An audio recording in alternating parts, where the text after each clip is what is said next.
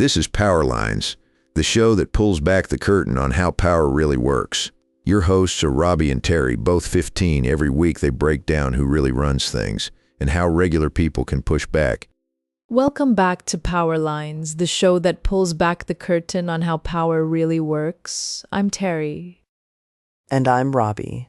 And today we're talking about local elections, the ones most people totally, completely, embarrassingly skip. We're talking school boards, city councils, mayors, water districts, the whole unsexy alphabet of democracy.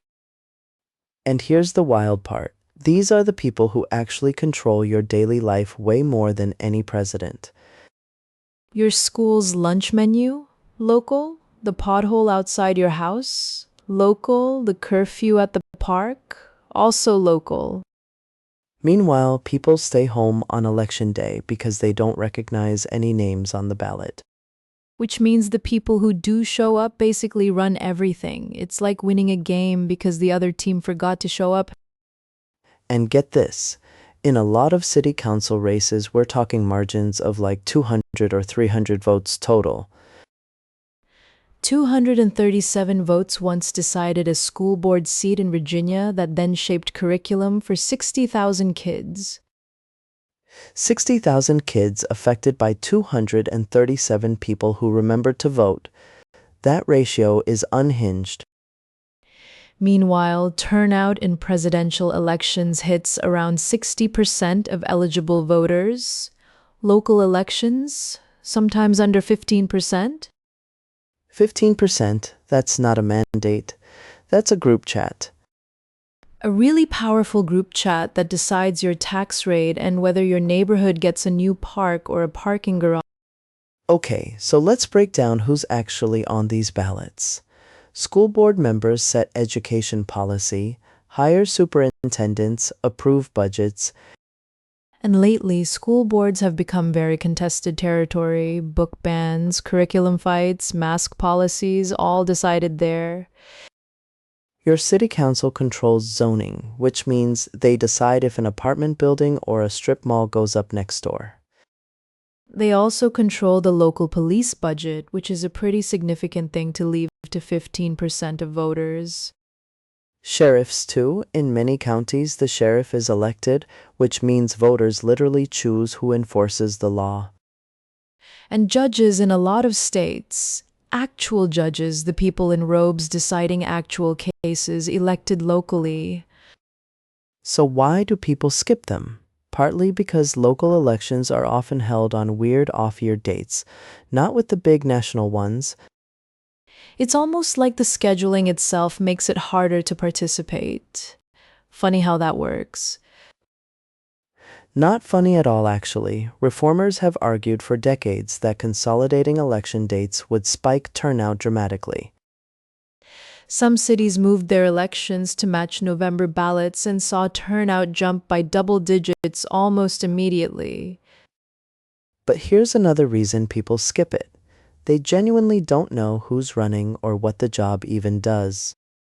Which is a fixable problem. Local candidates almost always respond to emails. They're not famous yet. They need constituents.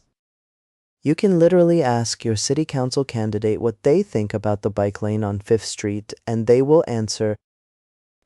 Try doing that with a senator. You will receive a form letter and a sticker. So what can a 15-year-old do about all this? We can't vote yet, which, let the record show, is extremely annoying. But we can talk to the people in our lives who can vote and tell them this stuff actually matters. We can follow local news. Yes, it exists. Yes, it's more boring than TikTok. Yes, it still counts. We can attend a city council meeting. They're open to the public, and honestly, they're kind of fascinating if you go in curious. And we can pay attention now so that when we do hit 18, we're not starting from zero. The biggest myth is that local politics is small scale and therefore small stakes. It's actually the opposite. National policy trickles down slowly through a million filters. Local policy lands on your doorstep Tuesday morning. Literally, your garbage gets picked up or doesn't because of a local budget someone voted on. Someone who is statistically not most people, which is the whole problem in one sentence. Power doesn't disappear when people don't pay attention to it. It just moves to whoever does. And in local elections, that's often a pretty small, pretty organized, pretty motivated group of insiders. Which means the fix is also pretty simple. More people show up, power spreads out more. Democracy is less a machine and more a muscle. It only works if people actually use it. So next time there's an election and someone says, oh, it's just a local thing, that's your cue. That's your cue to care, to vote when you're old enough, and to drag every adult you know to the polls. Because the ones you skip are the ones that shape your school, your street, your city. And honestly, the ones that are most winnable by people who actually give a rip. See you next week on Power Lines.